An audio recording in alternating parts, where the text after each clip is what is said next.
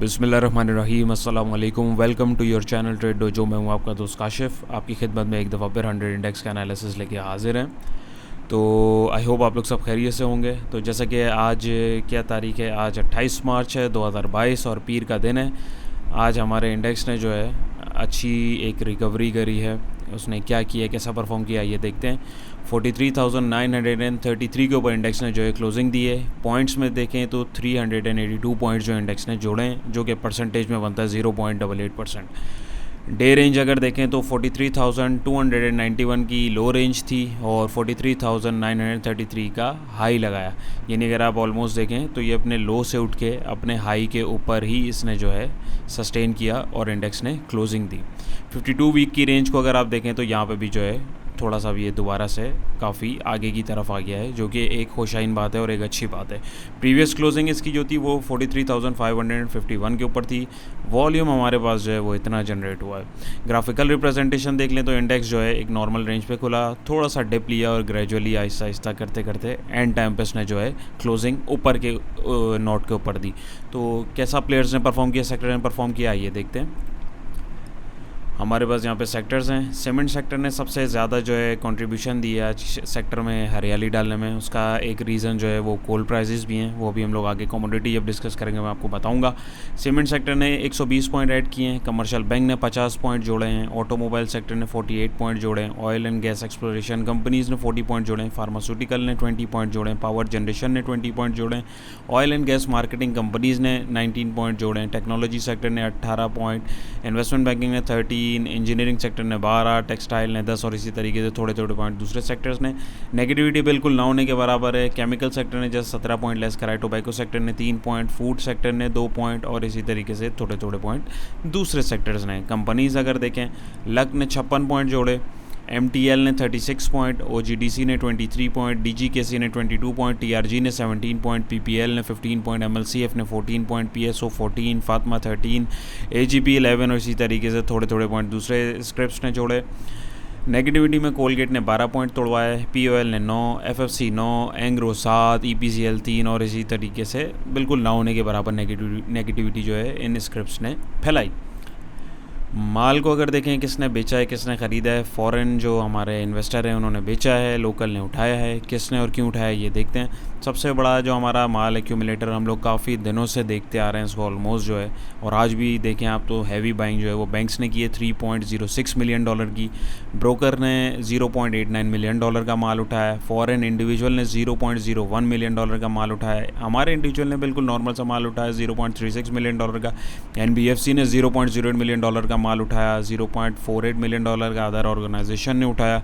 Overseas Pakistani ने $0.47 million का माल उठाया। बेचने में देखें तो कंपनीज़ ने बेचा 1.16 मिलियन की सेलिंग थी जस्ट। फॉरेन कॉर्पोरेट्स ने 2.12 मिलियन की सेलिंग करी, जो कि थोड़ी ज़्यादा ही है। इंश्योरेंस कंपनीज़ ने 1.14 मिलियन की सेलिंग करी और म्यूचुअल फंड ने $0.94 मिलियन की सेलिंग करी।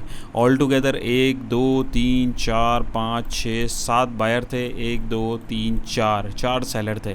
तो एक खुशाइन बात ये है कि हमारे जो इंस्टीट्यूशन हैं, जो बिग प्लेयर्स हैं, वो अल्हम्दुलिल्लाह मार्केट को अच्छे तरीके से, ज़ाहिर है हमसे ज़्यादा अच्छे तरीके देख सकते हैं। तो आप देख रहे हैं जैसे कि बैंक्स खास तौर पे अमूमन जो हैं ज़्यादा क्वांटिटी में माल उठा रहे हैं और दूसरे जो सेक्टर्स हैं, इंस्टीट्यूशंस हैं, वो भी मार्केट में पार्टिसिपेट कर रहे हैं। जैसे कि अपनी हर वीडियो में मैं ऑलमोस्ट ये डिस्कस करता हुआ आ रहा हूँ कि मार्केट काफ़ी ज़्यादा डिस्काउंटेड है। ये जो ऑर्गेनाइजेशंस होती हैं, जो बड़े बड़े प्लेयर्स होते हैं, ये लोग जो हैं, ये लोग ट्रेडिंग नहीं करते हमारी और आपकी तरह, ये लोग इन्वेस्टमेंट करते हैं। तो इन्वेस्टर के लिए जो रेट्स हैं वो डेफिनेटली अच्छे हैं और थोड़ा थोड़ा करके ही हमेशा माल को एक्यूमुलेट किया जाता है, ना कि वन शॉट में। तो ये आज का वो था। इसमें अगर हम लोग देखें हमारा चार्ट, ये हमारा 100 इंडेक्स का डेली चार्ट है जो हम लोग देखते हैं। इसमें आज आप देखें मैंने आपके लिए मूविंग एवरेजेस भी खोल के रखे हैं। क्यों खोले मैं आपको दिखाता हूँ। अभी हम लोग जो हमने एक ट्रेंड लाइन लगाई हुई थी, तो इसको आप देखें 24 मार्च को जो है ब्रेकआउट आया इसके अंदर। उसके बाद यहाँ पे आके एक डोजी बनी फ्राइडे 25 को, जी बिल्कुल फ्राइडे को। तो वीडियो में मैंने आपको बताया भी था कि अभी हमें वेट करना चाहिए। और एट दी एंड यहाँ पे देखें इसने आज जो है बड़ी अच्छी क्लोजिंग दी। पूरे दिन में जो है वॉल्यूम काफ़ी ड्राई थे, लेकिन एंड टाइम के ऊपर जो वॉल्यूम्स जो हैं काफ़ी अच्छे जनरेट हुए, जिससे इसने अपने जो मूविंग एवरेज है ये वाला इससे ऊपर इसने जो है क्लोजिंग भी दी और अपनी जो रेजिस्टेंस के पास 44,121 की है, ऑलमोस्ट इसके पास भी आ गया हुआ है। लेकिन अभी हमें बिल्कुल ट्रेड वगैरह नहीं करनी है। अभी आपको पता है पॉलिटिकल इंस्टेबिलिटी जो चल रही है, तहरीक अदम एतमाद वाला जो है, अभी ये पूरा ये फाइनलाइज हो जाए। मेरे ख्याल में जुमेरात या जुम्मे तक इसका जो भी रिज़ल्ट आना होगा वो आएगा, तो उसके बाद मार्केट को एक डायरेक्शन लेने के लिए क्यू मिल जाएगी। तो लेट्स सी क्या बनता है, ये मेरी अजम्पशन है।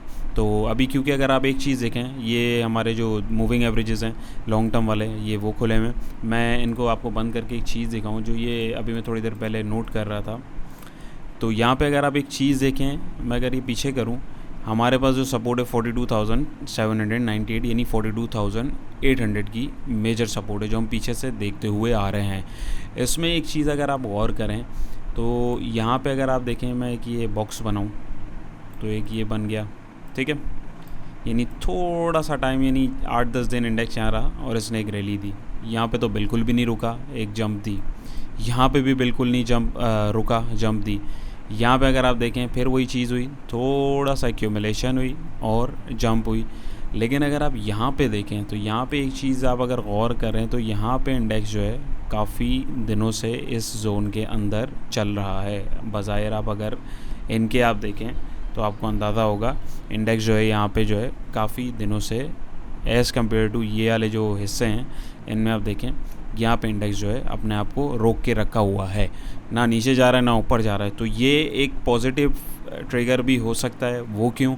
क्योंकि काफ़ी ड्रॉप अगर आप देखें पीछे से ड्रॉप होती हुई आ रही है और अपनी मेजर सपोर्ट के ऊपर है, तो मे बी पॉसिबल, ये मेरी अजम्पशन है, अभी कंफर्मेशन नहीं है। अभी ज़ाहिर हम इसके ऊपर एकदम डिसीजन नहीं ले सकते, हमें पहले देखना पड़ेगा क्योंकि इसके ब्रेकआउट तक के क्या होता है, इंडिकेटर्स क्या बोलते हैं। तो यहाँ पे अगर आप देखें तो काफ़ी टाइम से इंडेक्स जो है इस जोन में मंडला रहा है, तो जो कि एक अच्छी बात भी है कि आप अगर देखें कि अगर यहाँ पे एक्यूमुलेट हो रहा है तो एक्यूमुलेट होकर एक चीज़ अगर ऊपर चढ़ती है तो वो एक अच्छे प्रेशर के साथ जाती है। लेकिन ये एक मेरी अजम्पशन है, अभी कुछ कंफर्मेशन इसके अंदर नहीं है।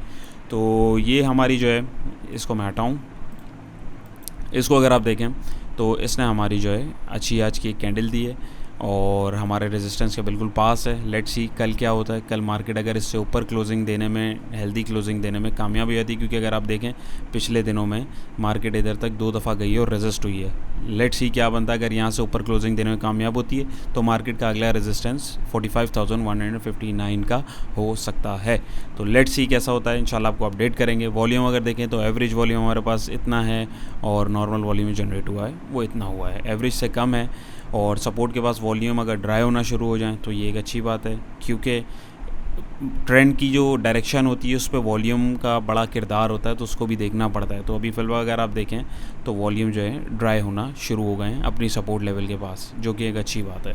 इंडिकेटर्स को अगर हम लोग देखें तो RSI हमारा जो है 49 के ऊपर है। इसने भी एक आज काफ़ी दिनों के बाद जो टेढ़ा मेढ़ा होता इसने भी जो है मुंह अपना ऊपर की तरफ उठाया, जो कि एक अच्छी बात है।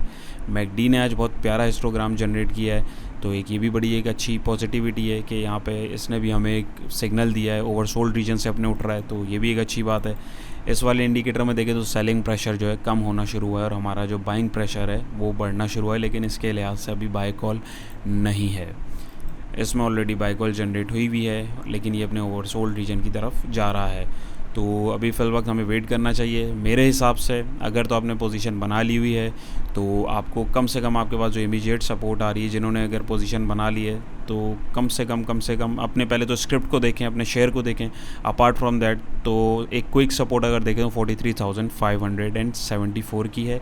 इससे पहले अगर इंडेक्स से नीचे की क्लोजिंग देता है तो पहली फुर्सत में अपने स्क्रिप्ट को आप स्टॉप लॉस लेके बाहर निकलें। लेकिन आप अपने स्क्रिप्ट को भी देखें, मैं ये एक अपना एक ख्याल आपके साथ शेयर कर रहा हूँ।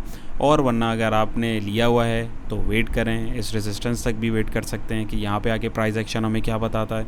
वरना अगर फ्रेश बाइंग करनी है तो इसके ऊपर क्लोजिंग का हमें वेट करना होगा, देन हम लोग जो है बाइंग करेंगे। तो ये था इंडेक्स का एनालिसिस। इसके अलावा फॉरेन मार्केट्स को देख लें, यूएस को देखें तो US 30 नीचे, S&P 500 नीचे, नैस्डैक 100 नॉमिनल सी बिल्कुल 50 पॉइंट प्लस है, बिटकॉइन 600 पॉइंट प्लस है, Germany 109 point, Japan 151 point plus minus है, शंघाई चाइना सिर्फ 2 पॉइंट प्लस है। चाइना में भी फिर वो लॉकडाउन का चक्कर जो है चलना शुरू हो गया है, सेकंड कैटेगरी का कोरोना के केसेस वहाँ पे दोबारा बढ़ने लग गए, तो उसकी वजह से वहाँ पे भी डिस्टर्बेंस आ रही है। तो यूके को देख लें 11 पॉइंट नेगेटिव है, हांगकॉन्ग को देख लें 84 पॉइंट प्लस है सिर्फ, ऑस्ट्रेलिया को देख लें 13 पॉइंट माइनस है, और इंडिया जस्ट 60 पॉइंट प्लस है। गोल्ड को देखें तो गोल्ड जो है आहिस्ता आहिस्ता, जैसे कि हम लोगों ने डिस्कस किया था कि अल्टीमेटली नीचे आना है और आना शुरू हो रहा है, झटके लेता रहेगा, आहिस्ता आहिस्ता आएगा, एकदम नहीं आएगा। 1937 के ऊपर फिलहाल ट्रेड कर रहा है। आज की ओपनिंग से इसने 20 पॉइंट तोड़े हैं, जो कि परसेंटेज में 1.06 नेगेटिविटी बनती है। क्रूड ऑयल जो है हमारा ब्रेंट ऑयल, इसको देखें 110 पे ट्रेड कर रहा है। आज की ओपनिंग से इसने तकरीबन 10 पॉइंट तोड़े हैं, जो कि परसेंटेज में बनता है 8.25%। ग्राफ अगर मैं आपको इसका दिखाऊं तो इसमें देखें काफ़ी गिरावट आई है और डबल टॉप की भी पैटर्न की फॉर्मेशन हो रही है। WTI ऑयल TI ऑयल को देखें 105 पे ट्रेड कर रहा है, 7.5 पॉइंट लेस किए हैं, परसेंटेज में 6.68% बनता है, और यहाँ पे भी देखें तो गिरावट आई है। कोल को देखें तो कोल ने काफ़ी अच्छा डिप दिया है पीछे, अगर आप हमारी वीडियोस देखते आ रहे हैं तो ये हाई और क्लोजिंग इसकी आप देख रहे थे 300 कुछ पे चल रही थी, एकदम जो है इसके अंदर भी काफ़ी अच्छा ड्रॉप आया है। 275 पर ट्रेड कर रहा है। आज की ओपनिंग से तकरीबन 50 पॉइंट इसने तोड़े, परसेंटेज में जो बनती है 15.12, और यही रीज़न है कि सीमेंट सेक्टर के अंदर जो है तेज़ी आज काफ़ी ज़्यादा आई है। तो ये चीज़ जो थी इसकी वजह का इम्पैक्ट आपको जो है उसके ऊपर पड़ा है, सीमेंट के ऊपर।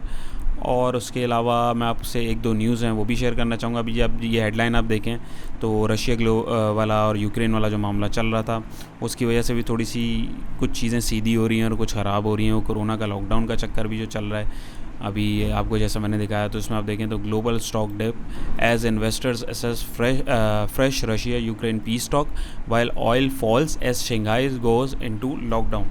तो इसमें अभी देखें लेट्स सी रशिया और यूक्रेन वाला चक्कर जो है उसमें भी क्या बनता है। अभी फ़िलहाल उसमें भी कोई डिसीजन आया नहीं है, तो हमें वेट करना है। और ये अभी फिर से जो है कोरोना के केसेस जो हैं चाइना में बढ़ने लगे हैं, यकीनन इसका भी इम्पैक्ट देखने को मिल सकता है।